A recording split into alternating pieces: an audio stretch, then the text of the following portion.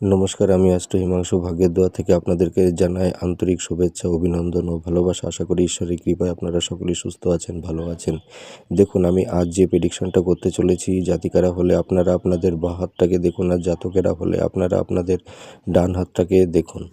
এই দেখুন, এটা হচ্ছে আমাদের হৃদয় রেখা, আর এটা হচ্ছে আমাদের ব্রেন লাইন, এটা হচ্ছে আমাদের শিরোরেখা। তা এই যে ব্রেন লাইন মানে মস্তিষ্ক রেখা, আর এই যে হৃদয় রেখা, দেখুন এই দুটো রেখার মানে এই গ্যাপে দেখুন একটা ক্রস সাইন তৈরি হয়েছে। এই ক্রস সাইনটা দেখুন মানে হৃদয় রেখা আর শিরোরেখাটাকে মানে জুড়ে রেখেছে, ঠিক আছে। তা আপনারা আপনাদের হাতে খেয়াল করুন যে হৃদয় রেখা এবং শিরোরেখার মানে গ্যাপে এরকম একটা ক্রস সাইন তৈরি হয়েছে কিনা, এবং ক্রস সাইন দুটো রেখাকে মানে হৃদয় রেখা এবং শিরোরেখাটাকে জুড়ে আছে কিনা। এই ধরনের সিমটম যদি মানে সাইন যদি আপনাদের হাতে তৈরি হয়, তাহলে আপনাদের কি প্রবলেমটা হয়। আর একটা বলছি, এই যে দেখুন, এই যে রবির স্থানে একটা ক্রস সাইন আছে, হ্যাঁ।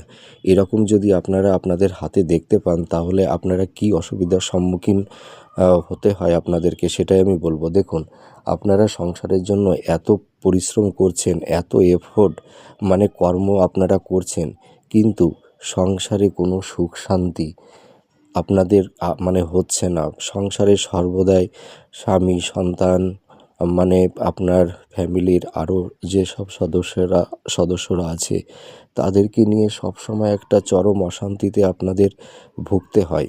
এবং আপনারা এত মানে পরিশ্রম করেন, কিন্তু সেই পরিশ্রম করে আপনারা সেই পরিমাণ আপনারা সেই মানুষের কাছে, পরিবারের কাছে, পরিজনের কাছে সেই কদরটা কিন্তু আপনারা পান না।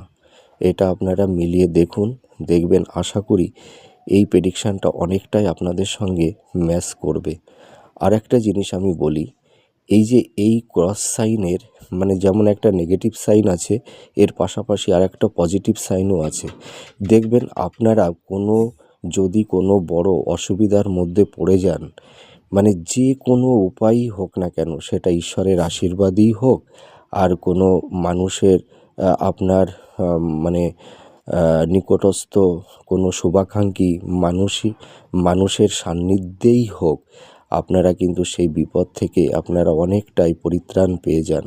আপনাদের হাতে দেখুন এই ধরনের সাইন আছে কিনা, মিলিয়ে দেখুন, আর আপনাদের সঙ্গে কতটা ম্যাচ করছে আপনারা আমাকে কমেন্ট করে জানাবেন। সুস্থ থাকবেন, ভালো থাকবেন, ঈশ্বর আপনাদের মঙ্গল করুক।